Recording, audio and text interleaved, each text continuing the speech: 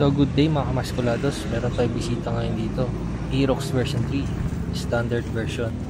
So nakarang video natin kay Sir Mel, nakita nyo, yun yung walang bola, yung parang racing shifting kay Meron.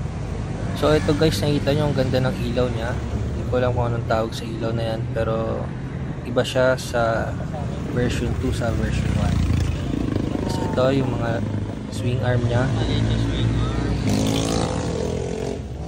para sa version 2 yan, may disc brake na rin. Yan kagandahan ng version 3, may disc brake na. So ito yung taillight, napakaganda, parang R1 taillight. Maliit nga lang siya, pero pag malayuan kitang kita mo naman. Ito yung napakagandang panel niya. Compare sa version 2 and version 1, mas angat yung panel.